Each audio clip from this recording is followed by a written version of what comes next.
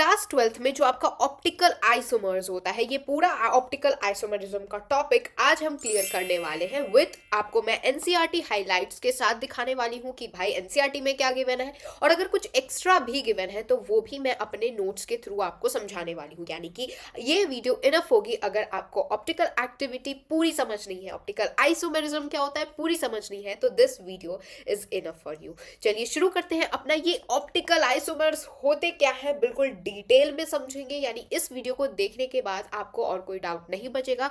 You just have to do question practice. चलिए देखते हैं। सबसे पहली बात यहां पर आती है, दैट इज कायरल सेंटर क्या होता है। What is this chiral centre? Chiral centre को समझने के लिए यू हैव टू अंडरस्टैंड कि ये पीओएस यानी कि plane of symmetry and COS यानी कि आपका सेंटर ऑफ सिमेट्री होता क्या है।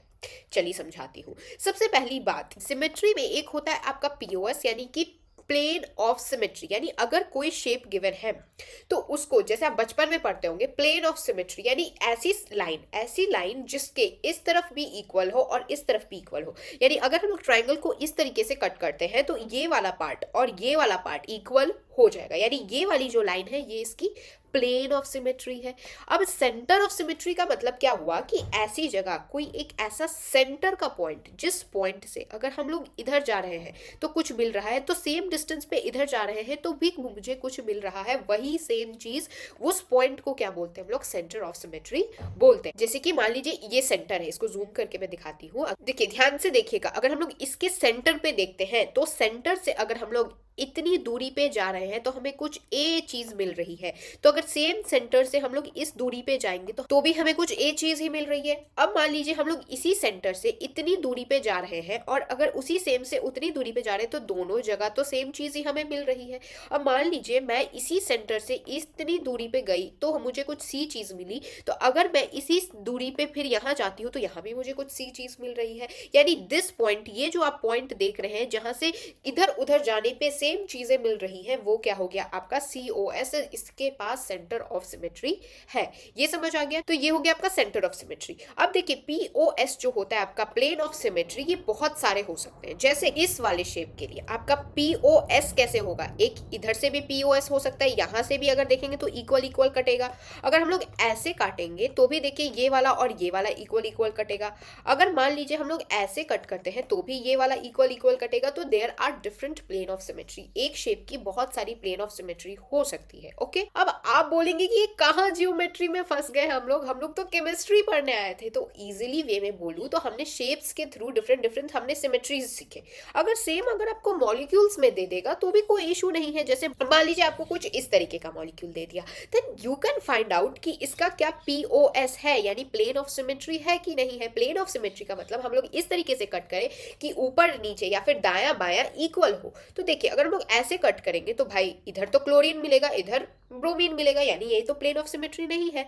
अगर हम लोग ऐसे कट करेंगे तो यहाँ तो H मिलेगा, यहाँ I मिलेगा, यानी इसमें पीओएस यानी कि प्लेन ऑफ सिमेट्री है ही नहीं। अब मान लीजिए सेम ही मैं एग्जांपल दूसरा बदल के देती हूँ। अगर आपको कुछ इस तरीके का डायग्राम दे जिसमें ऊपर CH3 दे दिया, इधर CH3 दे दिया, यहाँ OH दे दिया, HHOH, ठीक है। तो अब बताइए क्या इसमें पीओएस है? अगर हम लोग इधर से कट करते हैं तो आप देख सकते हैं कि ये वाला जो पार्ट है और ये वाला पार्ट है, ये क्या है? आपका सेम है। यानी अगर आप इधर से कट करेंगे तो ये और ये एक दूसरे का मिरर इमेज बनता है। तो अगर प्लेन ऑफ सिमेट्री की बात की जाए तो plane of symmetry is nothing but your mirror image बनना चाहिए। और अगर यहाँ आप देखिए, यहाँ पर अगर हम लोग देख रहे हैं मिरर, तो देखिए सेम मिरर के सामने मिरर इमेज सेम बन रहा है, यानी इसमें पीओएस है।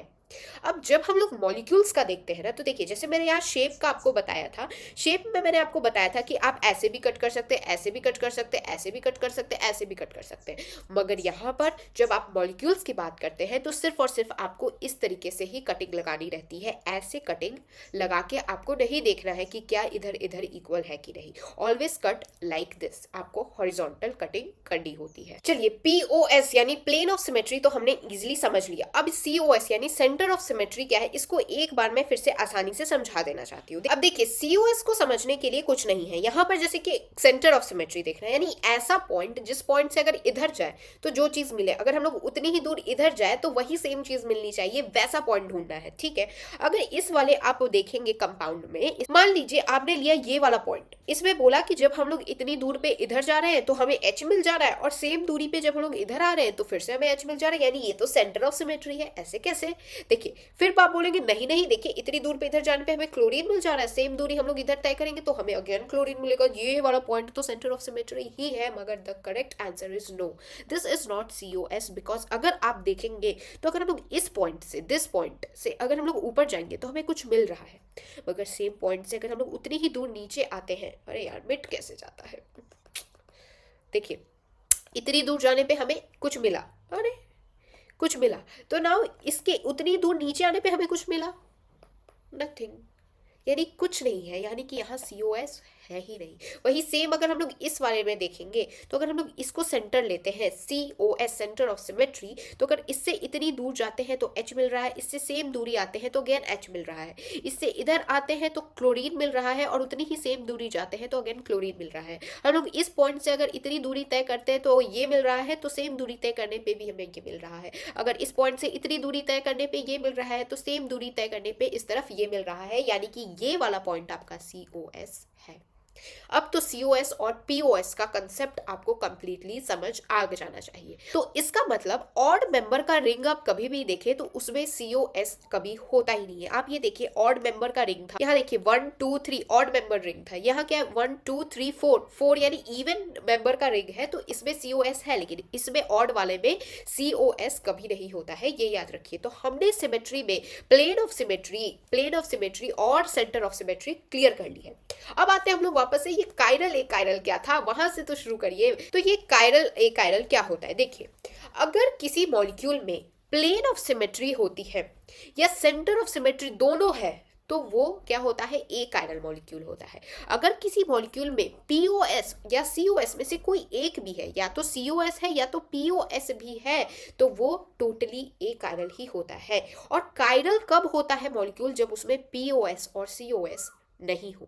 अब ये कायरल का मतलब क्या है ये मैं वापस से एक बार समझाऊंगी, लेकिन पहले कायरल का मतलब क्या है ये डेफिनेशन से एक बार आपको बताती हूँ। कायरलिटी एक ऐसी कंडीशन है ना जिसमें जो sp3 हाइब्रिडाइज्ड और जो चारों अटैचमेंट्स हो ना वो डिफरेंट हो। अगर सेम होते हैं तो क्या पॉसिबिलिटी होती है, या तो COS की पॉसिबिलिटी हो जाएगी या POS की पॉसिबिलिटी हो जाएगी, लेकिन हमें COS या POS में से कुछ नहीं चाहिए, हमें चाहिए दोनों कुछ ना हो, तभी वो कायरल होता है। और आगे देखिएगा जो मॉलिक्यूल्स कायरल होते हैं उनका क्या यूजफुल होता है, और जो ए कायरल होते हैं आगे उनकी कहानी खत्म हो जाती है। यानी अगर आपको किसी मॉलिक्यूल में POS दिख गया या COS दिख गया या दोनों दिख गए तो वो ए कायरल की कैटेगरी में है। अगर कोई मॉलिक्यूल में ना POS है ना COS है तो यानी वो कायरल है। अभी उसकी कहानी पिक्चर अभी बाकी है मेरे दोस्त। ओके नाउ अब जैसे मैं एक एग्जांपल देती हूँ आपको, कुछ इस तरीके का शेप है and then here it is. अब अगर आपको चेक करना है कि क्या ये कायरल है कि नहीं है तो इधर से आप जाना शुरू करिए। ये वाला पहला कार्बन है, इस तरफ अगर आप गए और सेम डिस्टेंस पे इस तरफ गए, यानी आप इस तरफ पहले गए और फिर इस तरफ गए, दोनों तरफ इधर और इधर अगेन आपको कार्बन कार्बन सेम मिला। ओके नाउ आप आगे बढ़े तो यहाँ पर पहुंचे, इधर से भी आगे बढ़े तो आप यहाँ पर पहुंचे, दोनों अगेन आपको सेम मिला। अब फिर आप आगे बढ़े यहाँ पर पहुंचे और अब फिर आगे बढ़े यहाँ से तो यहाँ पर पहुंचे तो आपको यहाँ भी सेम मिला। यानी टोटली आप घूम के आए तो आपको कुछ डिफरेंस बीच में नहीं मिला। इस नो कायरल सेंटर, यानी कि इसमें कोई कायरल सेंटर है ही नहीं। यानी अगर आप यहाँ से जहां पर पॉइंट ऑफ डिफरेंस था, यहाँ पर पॉइंट ऑफ डिफरेंस था, आपने यहाँ से चलना शुरू किया, एक इस डायरेक्शन में और एक नीचे के डायरेक्शन में, तो देखिए आपको एक भी पॉइंट ऑफ डिफरेंस नहीं मिला। अगर यहाँ पर मान लीजिए कुछ NH3 इस तरीके से लगा रहता तो क्या होता, आप यहाँ से चले, पहला पॉइंट ऑफ डिफरेंस मिला, यहाँ से आप चले, यहाँ पर कुछ और मिले, यानी कि आपको पॉइंट ऑफ डिफरेंस मिल गया, यानी ये क्या हो जाता, अब कायरल सेंटर बन जाता। तो this is the story of chiral centre. अब एक और चीज आती है इसमें, दैट इज कि आप यहाँ देख सकते हैं डैश वेज फॉर्मूला।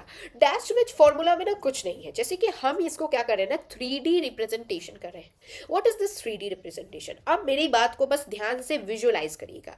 ये जो कार्बन है, ये कार्बन है आपका बीच में यहाँ पर, ठीक है, ये कार्बन आपका बीच में है एंड देन ऊपर इसके फ्लोरीन लगा है, ठीक है, यहाँ फ्लोरीन लगा है। अब यहाँ पर ब्रोमीन है, यानी इसके ये कार्बन ऊपर फ्लोरीन नीचे ब्रोमीन। अब जो आपका ये वेज रहता है, वेज का मतलब है ऐसे ऐसे डॉटेड लाइंस में जो गिवन है, इसका मतलब क्या हुआ, ऊपर फ्लोरीन नीचे ब्रोमीन, तो आयोडीन लगा है वेज पे, यानी कि पीछे के साइड आयोडीन है और जो डैश में क्लोरीन लगा है, क्लोरीन आगे के साइड है। फिर से इमेजिन करिएगा, यहाँ है कार्बन, ऊपर फ्लोरीन नीचे ब्रोमीन, आयोडीन लगा है वेज पे, इसीलिए आयोडीन कहाँ होगा आपका पीछे के साइड, और जो आपका क्लोरीन होगा जो कि है आपका डैश पे, वो होगा आपका आगे के साइड। तो ये हो गया 3D रिप्रेजेंटेशन। लेकिन कायरल सेंटर ढूंढते वक्त ना ये यूज नहीं होता है, फिशर प्रोजेक्शन यूज होता है। और ये जो फिशर प्रोजेक्शन होता है, आप इस वाले जो रिप्रेजेंटेशन को आप फिशर प्रोजेक्शन में कैसे कन्वर्ट करेंगे डैश वेज को, बहुत आसान है। आप क्या करिए, यहाँ पर जिस साइड आपको डैश वेज दिख रहा है ना, अपनी आंखें उस तरफ करके देखने की कोशिश करिए, विजुअलाइज करिए कि यहां पर फ्लोरीन था, यहां कार्बन था और नीचे ब्रोमीन था, यानी कार्बन बीच में रहेगा, ऊपर उसके फ्लोरीन है और नीचे उसके ब्रोमीन है, फ्लोरीन और ब्रोमीन नीचे है। अब इसके डैश पे क्लोरीन लगा है और वेज पे आई लगा है, तो डैश पे क्लोरीन लगने का मतलब हुआ, अगर आप इस तरीके से इस पॉइंट ऑफ व्यू से देखिएगा, तो यहां पर अगर अपनी आंखें जैसे रखिए एग्जांपल, तो आपको क्या दिखेगा कि ये जो आई है वो कौन से साइड है, आपके राइट साइड है, और ये जो क्लोरीन है वो कौन से साइड है, आपके लेफ्ट साइड है। तो सेम चीज करिए, यहाँ पर आप अपने क्लोरीन को लेफ्ट साइड और आई को राइट साइड कर दीजिए। ये पूरा गेम ही विजुअलाइजेशन का है, इससे आपका फिशर प्रोजेक्शन का फॉर्मूला बन जाएगा। ये जो आपका फिशर प्रोजेक्शन आपने अब कर लिया, everything is sorted now, okay. तो ये मैंने प्रोजेक्शन के बारे में बता दिया। एक बार एनसीईआरटी पढ़ा देती हूँ, बिकॉज अगेन मैंने प्रॉमिस किया है कि भाई एनसीईआरटी के साथ साथ चलेंगे। तो इसमें एक होता है एसिमेट्रिक कार्बन, जिसको कहते हैं stereo centre. What is this stereo centre? तो जो मॉलिक्यूल होते हैं जो कि नॉन सुपर इम्पोजेबल या ओवरलैप, नॉन सुपर इम्पोजेबल का मतलब है जैसे जो मिरर इमेज होते हैं। मिरर इमेज क्या होते हैं, कुछ मिरर इमेज एक दूसरे पे सुपर इम्पोजेबल होते हैं। जैसे आप देखिए, इस वाले को अगर हम लोग इस वाले कप को उठा के इसके ऊपर ऐसे रख दें, तो डिट्टो सेम टू सेम उसके ऊपर सुपर इम्पोज हो जाएगा। लेकिन वही ये देखिए, हाथ पैर का जो मिरर इमेज होता है, अगर हम लोग इस हाथ को उठा के इस पे रखेंगे तो वो नॉन सुपर इम्पोजेबल होगा, क्योंकि देखिए ये हाथ ऐसे है एंड ये हाथ ऐसे है, ये दोनों एक दूसरे का मिरर इमेज है। लेकिन अगर हम लोग एक दूसरे के ऊपर रखेंगे तो सुपर इम्पोज तो नहीं हुआ, यानी आपका हाथ का जो मिरर इमेज होता है एक दूसरे पे सुपर इम्पोज नहीं होता है। तो ये है, ऐसे देखिए दोनों ही में मिरर इमेज है, लेकिन ऐसे कुछ मिरर इमेज जो कि एक दूसरे पे नॉन सुपर इम्पोजेबल है, वो होते हैं कायरल ऑब्जेक्ट्स। और जो खुद पे सुपर इम्पोज हो जा रहे हैं वो क्या होते हैं, आपके नॉन कायरल ऑब्जेक्ट। और फिर जो नॉन सुपर इम्पोजेबल जो मिरर इमेज होते हैं, उन्हीं से ऑप्टिकल एक्टिविटी होती है। नॉन कायरल वाले ऑप्टिकल एक्टिविटी करते ही नहीं है। ऑप्टिकल एक्टिविटी कौन करते हैं, सिर्फ जो कायरल होते हैं वही ऑप्टिकल एक्टिविटी करते हैं। क्यों नहीं करते हैं ये ए कायरल वाले, क्योंकि भाई ये दोनों ही तो सेम मॉलिक्यूल हो गए। अगर मैं इसको मॉलिक्यूल मान के चलते हैं तो दोनों तो सेम मॉलिक्यूल हो गए, लेकिन अगर आप इसमें देखेंगे ये डिफरेंट मॉलिक्यूल है, ये डिफरेंट मॉलिक्यूल है, तो दोनों डिफरेंट मॉलिक्यूल हो गए। तो this is non super imposable chiral and this can do your optical activity. यही यहाँ गिवन है, ठीक है। अभी हम लोग आगे बढ़ते हैं and now let's find out कि भाई ये स्टीरियो आइसोमर्स क्या होते हैं। देखिए, stereoisomers are of two type. एक होते हैं आपके एनेंशियोमर्स, एक होते हैं आपको डाइसोमर्स। जो एनेंशियोमर्स होते हैं ना, वो डिफरेंट मॉलिक्यूल्स जो होते हैं ना, उनको कहते हैं हम लोग एनेंशियोमर्स। तो एनेंशियोमर्स को समझने के लिए इफ आई से कि जैसे अगर कोई अल्फाबेट है, ए है, तो ए का मिरर इमेज ऐसा बनेगा, और अगर मैं इसको उठा के इस पे रख दूं तो ये दोनों एक दूसरे पे सुपर इम्पोज हो जा रहे हैं, बिल्कुल यानी सेम सेम हो जा रहे हैं। यानी ये क्या है, आपके क्या है, ए कायरल है, एंड ए कायरल जो होते हैं वो ऑप्टिकल एक्टिविटी नहीं करते हैं। अभी हमें ऐसे मॉलिक्यूल्स ढूंढने हैं जो एक दूसरे पे सुपर इम्पोज ना हो। जैसे बी का अगर हम लोग मिरर इमेज निकालेंगे तो कुछ ऐसे निकलेगा। अगर हम लोग इसको इस पे रखने के लिए सोचेंगे तो ये तो नहीं हो पा रहा है, लेकिन अगर हम लोग इसको 180 डिग्री रोटेट करके इस पे रखने की कोशिश करेंगे तब तो हो गया। यानी अगेन ये भी ऑप्टिकल एक्टिविटी नहीं शो करेगा। ऑलवेज रिमेंबर, अगर आप 180 डिग्री रोटेट करते हैं किसी चीज को हो, और अगर वो इम्पोज हो जा रहा है तो अगेन वो ऑप्टिकल एक्टिविटी शो नहीं करता है। अब मान लीजिए ना हम लोग क्या करते हैं, हम लोग आर ले लेते हैं, ठीक है, आर का हम लोग मिरर इमेज निकालेंगे तो क्या होता है, इस तरीके का होता है। तो अगर हम लोग इसको उसके ऊपर रखने की कोशिश करेंगे तो अगेन इस पे नहीं हो रहा, एक बार 180 डिग्री रोटेट करके देख लेते हैं। 180 डिग्री रोटेट किया हमने तो क्या ये इम्पोज अभी भी हो रहा है, नहीं हो रहा है। यानी ये जो आर है, ये वाला मॉलिक्यूल और ये वाला अलग अलग है, यानी ये क्या है, आपके कायरल है, एंड अगेन ये ऑप्टिकल एक्टिविटी शो करेंगे। एंड ये वाला मॉलिक्यूल और ये वाला मॉलिक्यूल दोनों एक दूसरे के क्या है, एनेंशियोमर्स है। अगेन इसकी स्पेलिंग गलत है, ये है करेक्ट स्पेलिंग, एनेंशियोमर्स है।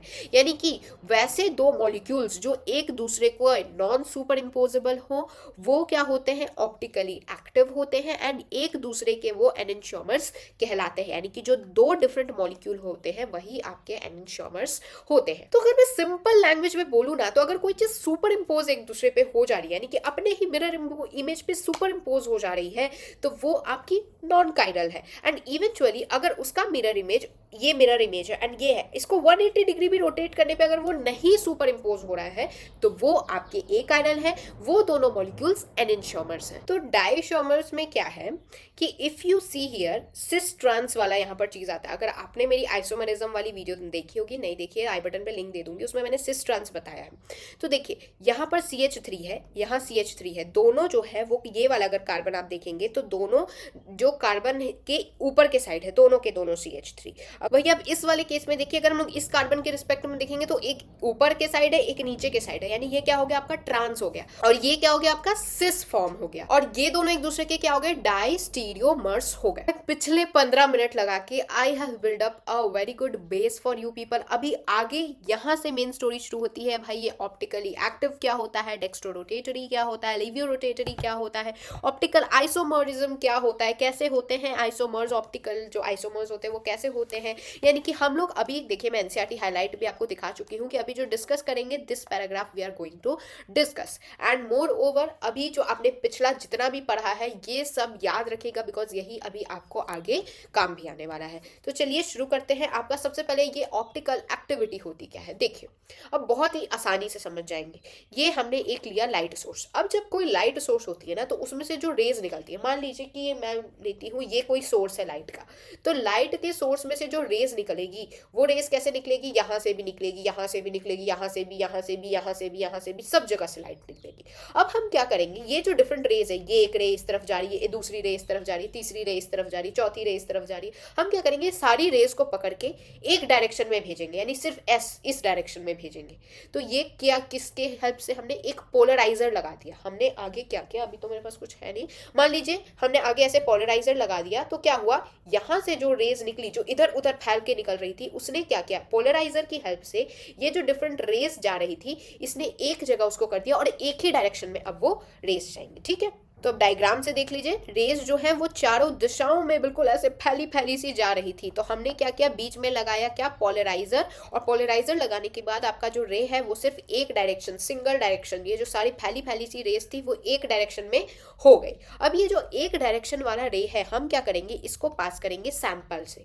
तो जब हम इसे सैंपल के थ्रू पास करेंगे ना, तो सैंपल क्या है, हम ले रहे जो मॉलिक्यूल हमें टेस्ट करना है। इसमें ना 3 सर्कमस्टांस हो सकते हैं, या तो ये जो आपका एक रे गया, अब ये सब भूल जाइए कि हमने किस तरीके से इसको सिंगल रे बनाया। ठीक है, तो इसको इरेज कर देते हैं अभी के लिए। And now you just know कि हमने क्या किया है, हमने एक ऐसी बिल्कुल स्ट्रेट लाइट को एक सैंपल के थ्रू पास किया है। तो 3 सर्कमस्टांस बनते हैं, या तो ये लाइट जैसे थी वैसे ही सीधे सीधे बाहर निकल जाए, दूसरा ये क्या हो जाए, इस तरीके से टर्न हो जाए, या तीसरा ये इस तरीके से टर्न हो जाए।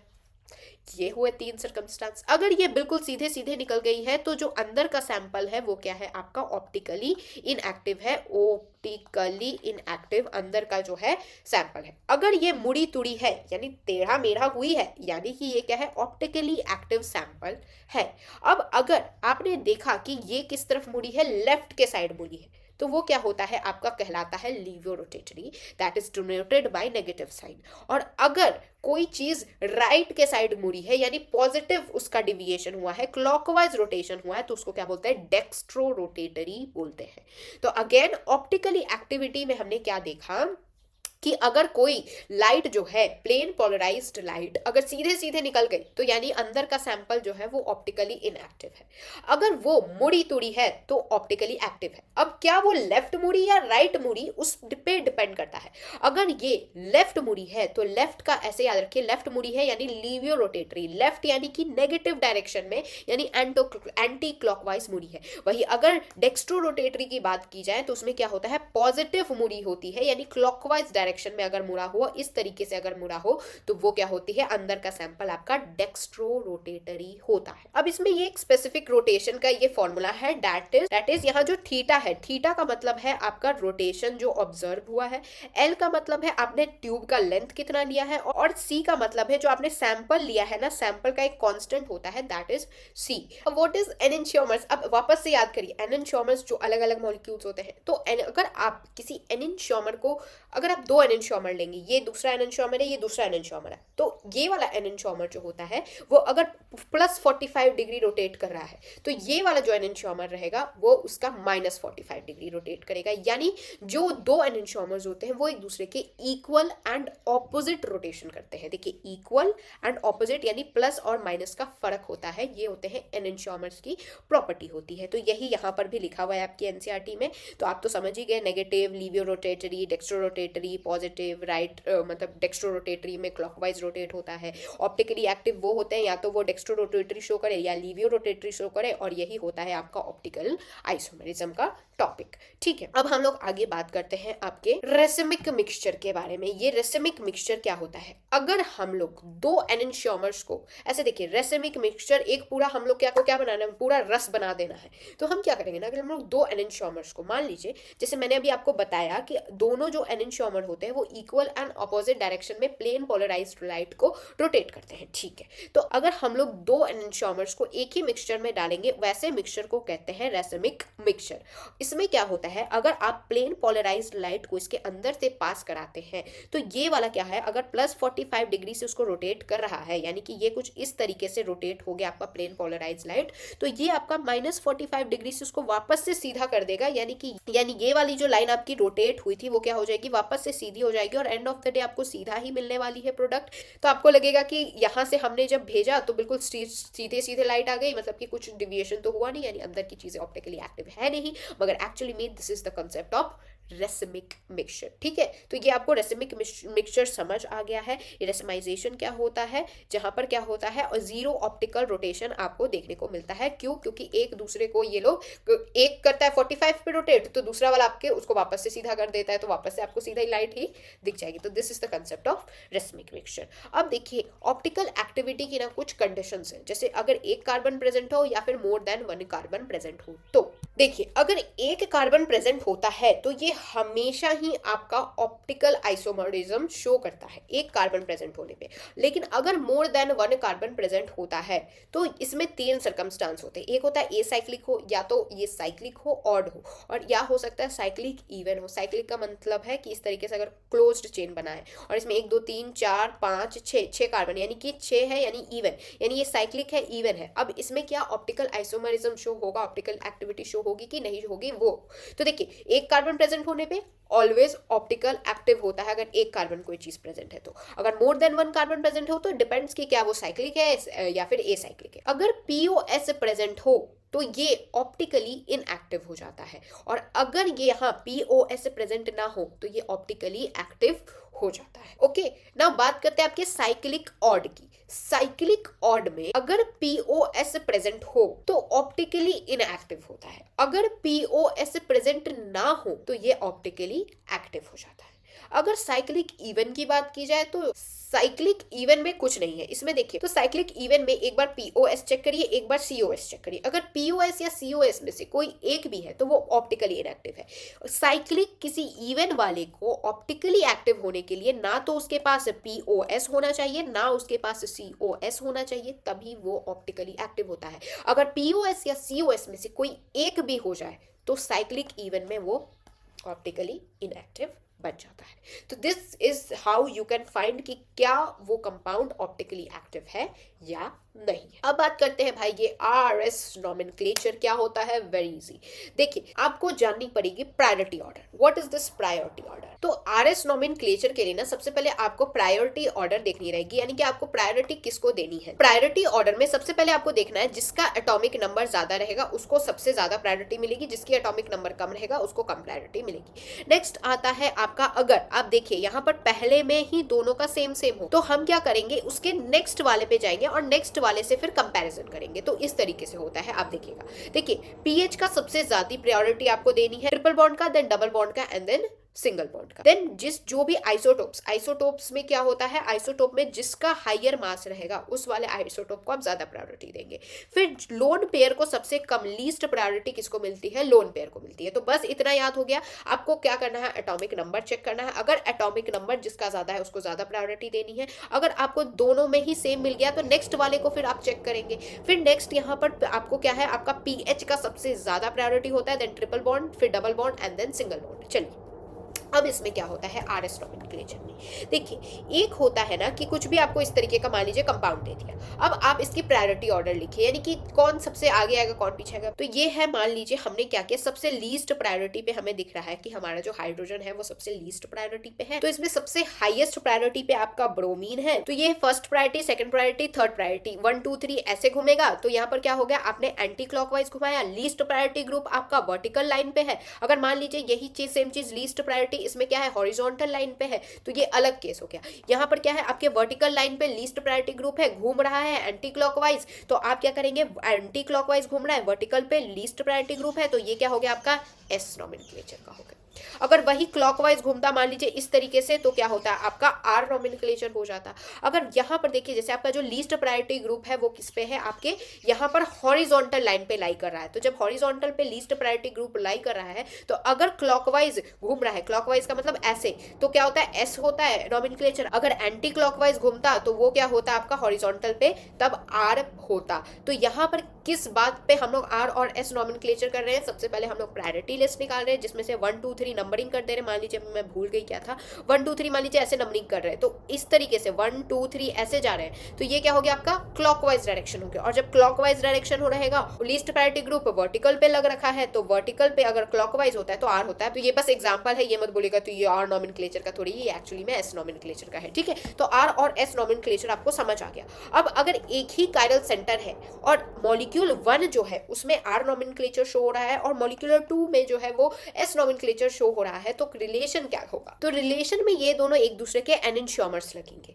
वैसे ही अगर किसी एक मॉलिक्यूल में S है दूसरे में R है तो एक दूसरे के ये एनेंशियोमर्स लगेंगे। अगर दोनों में R है या दोनों में S है तो दोनों क्या हो जाते हैं, फिर आइडेंटिकल हो जाते हैं। ठीक है, तो ये याद रखिएगा। Okay, now next coming to, अब देखिए रेसिमिक मिक्सचर और एक होता है आपका मीजो कंपाउंड, इसमें क्या डिफरेंस होता है। देखिए मीजो कंपाउंड को समझने के लिए इधर देखिए, मीजो कंपाउंड में क्या होता है, रेसिमिक मिक्सचर में मैंने क्या बोला, एक था कंपाउंड आपका ऑप्टिकली एक्टिव, दूसरा वाला भी क्या था ऑप्टिकली एक्टिव, लेकिन ये दोनों क्या थे, एक दूसरे के एनेंशियोमर्स थे। इसलिए अगर ये +45 डिग्री कर रहा था तो ये -45 डिग्री कर रहा था। इसलिए जब प्लेन पोलराइज लाइट इससे पास हो रही थी तो आपको कुछ भी रोटेशन नहीं दिख रहा था, यानी ओवरऑल आपको क्या दिख रहा था, ऑप्टिकली इनएक्टिव दिख रहा था। लेकिन अगर इंडिविजुअली देखे तो ये भी ऑप्टिकली एक्टिव था, ये भी ऑप्टिकली एक्टिव था, सिर्फ एक दूसरे का एनेंशियोमर था, इसके कारण ओवरऑल आपको क्या ऑप्टिकली इनएक्टिव दिख रहा है। लेकिन मीजो कंपाउंड ऐसे कंपाउंड होते हैं ना, जैसे कि आप ये कंपाउंड को देखिए, इस कंपाउंड में क्या है, ये वाला और ये वाला एक दूसरे के क्या है, मिरर इमेज है ये एक ही कंपाउंड। तो क्या होता है, अगर ये +45 डिग्री रोटेट करता है ना, तो नीचे वाला -45 डिग्री करके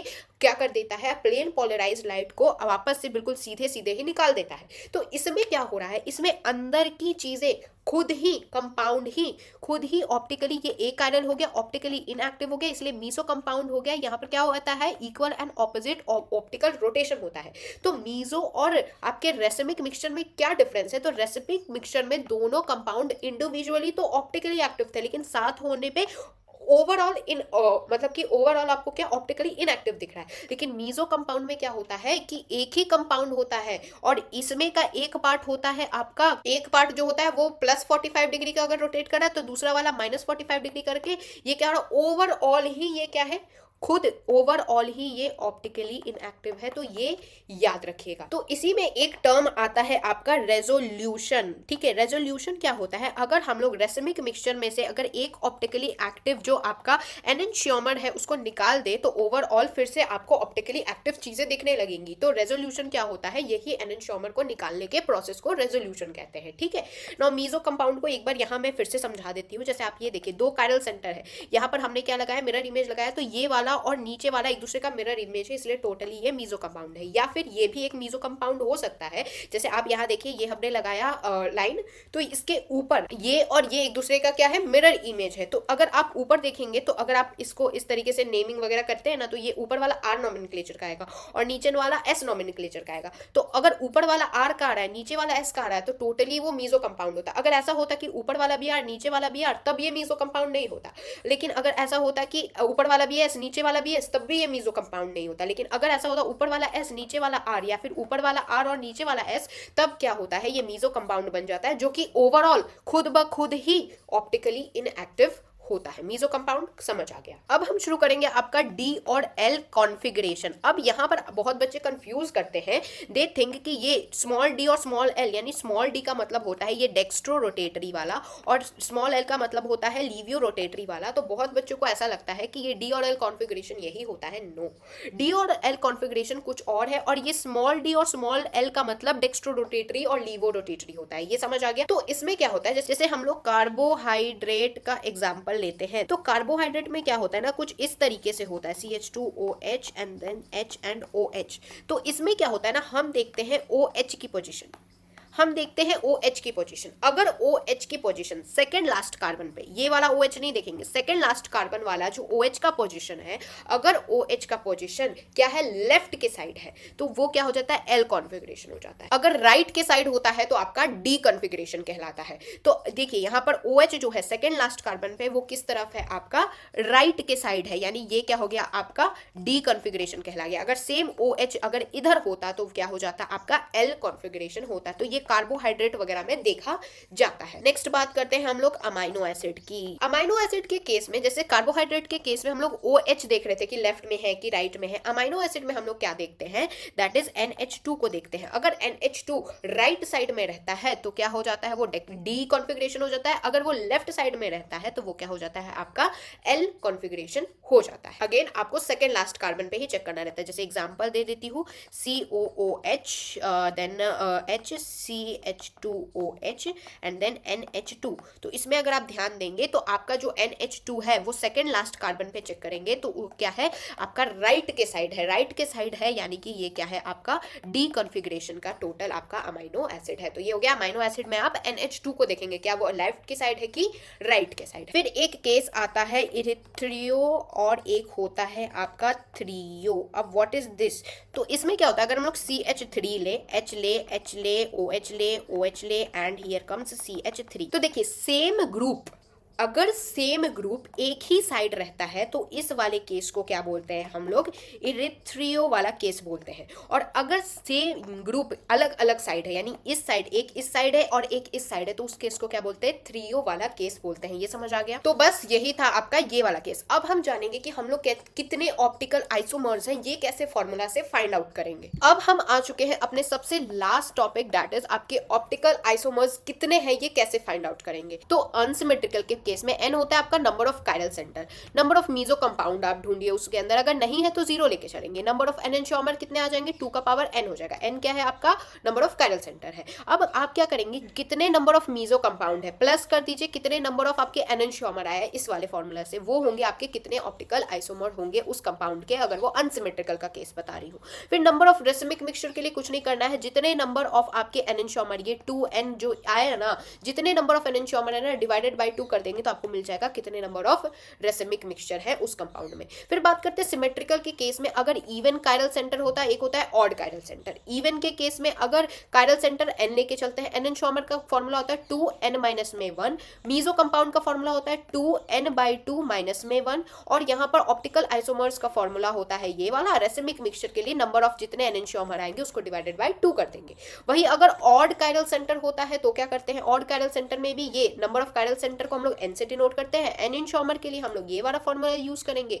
नंबर ऑफ मीजो कंपाउंड के लिए ये फॉर्मूला। ऑप्टिकल आइसोमर्स आप ऐसे निकालेंगे, और रेसिमिक मिक्सचर के लिए सेम फॉर्मूला, नंबर ऑफ एनेंटियोमर को डिवाइडेड बाय आप 2 कर देंगे। तो ये हो गया ऑड कायरल सेंटर के सारे फॉर्मूलाज। अब आपको स्टीरियो आइसोमर्स निकालने के लिए नंबर ऑफ जीआई यानी जियोमेट्रिकल आइसोमर्स कितने हैं इनटू में आपको ऑप्टिकल आइसोमर्स कितने हैं वो निकाल देगा, तो उससे आपको नंबर ऑफ स्टीरियोमर्स मिल जाएंगे। अब ये नंबर ऑफ जीआई कैसे निकालेंगे, तो ये मैंने आइसोमर्स वाला जो चैप्टर है उसमें पढ़ा रखा है, आप वहां से देख सकते हैं। तो नंबर ऑफ जीआई निकाल के और अभी ऑप्टिकल सारे आइसोमर्स निकालने के फॉर्मूला बता ही दिए, वो दोनों को इंटू करेंगे तो आपको नंबर ऑफ स्टीरियो आइसोमर्स मिल जाएगा। अब यहाँ देखिए chiral molecules without any chiral centre, जैसे अलीन हो गया, एट्रोपेजोमर्स हो गया, और स्पाइरो कंपाउंड्स जो होते हैं उनमें आप कैसे फाइंड आउट करेंगे। तो जो अलीन्स होते हैं वो उनका शेप कुछ इस तरीके से होता है। अगर अलीन्स इवन नंबर के होते हैं, देखिए ऐसे 1 और 2 इवन है, यहाँ देखिए 1 2 3, तो ये क्या है, ऑड का है।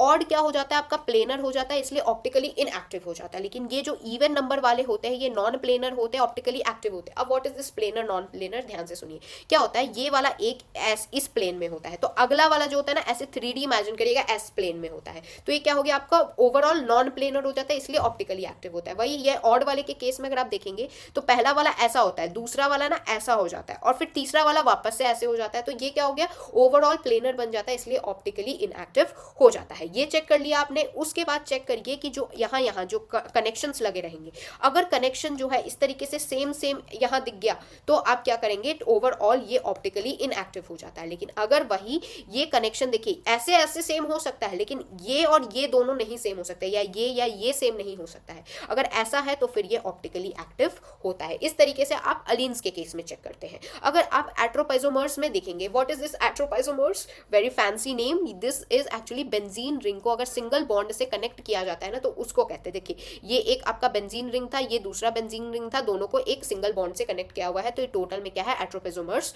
होते हैं। अगर ये इवन होता है, देखिए 1 2 यानी ये इवन वाले का केस है, ये क्या है आपका ऑड वाले का केस है, 1 2 एंड देन 3, तो इसमें क्या होता है, इसमें इवन में ही ये अगेन प्लेनर नॉन प्लेनर का केस होता है। इसमें क्या होता है, एक इस प्लेन में होता है तो अगला वाला ऐसे प्लेन में हो जाता है, तो टोटली नॉन प्लेनर है, इसलिए ऑप्टिकली एक्टिव होता है। लेकिन ऑड के केस में आप देखेंगे एक ऐसे प्लेन पे रहेगा तो अगला वाला जब ऐसे प्लेन पे रहेगा तो अगला वाला सीधा हो जाएगा, तो टोटली तो आपको प्लेनर मिलेगा, इसलिए ये क्या है, ऑप्टिकली इनएक्टिव पाया जाता है। तो ये ऑड वाला तो केस इसमें छोड़ ही दीजिए, अगेन इवन वाले पे ध्यान दीजिए। अगर आपको इवन दिखे, और इसमें भी अब आपको ये वाले कनेक्शंस का ध्यान देना पड़ेगा, ये वाला और ये वाला कनेक्शन सेम नहीं होना चाहिए, और ये वाला कनेक्शन सेम नहीं होना चाहिए, तब जाके आपको टोटली आपको ये जो है वो आपको ऑप्टिकली एक्टिव मिलेगा। अगर ये या ये में से कोई सेम हो जाता है, या फिर इसमें या इसमें से कोई सेम हो जाता है, तो again next coming to spiro compound. Spiro compounds ऐसे होते हैं जिसमें अगेन आपको लग रहा होगा नॉर्मल सा तो है नहीं, इसमें अगेन ये एक प्लेन में होता है तो अगला वाला इस तरीके से प्लेन में होता है। तो ये क्या हो गया, अगर इवन रहता है तो ये क्या हो गया, अगेन नॉन प्लेनर हो गया, नॉन प्लेनर हो गया तो ये अगेन ऑप्टिकली एक्टिव हो जाता है। तो इसलिए आपको क्या चेक करना है, इवन चेक करना है, उसके बाद क्या चेक करना है, डिफरेंट अटैचमेंट होना चाहिए, यानी कि ये वाला और ये वाला सेम नहीं होना चाहिए,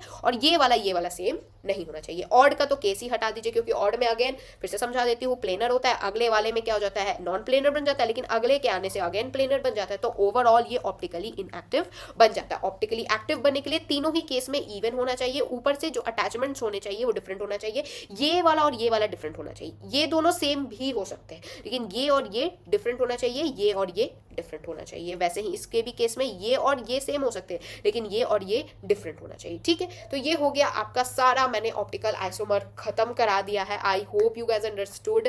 meet you guys in the next video, तब तक के लिए thanks for watching and don't forget to like, share and subscribe to my channel. जय हिंद।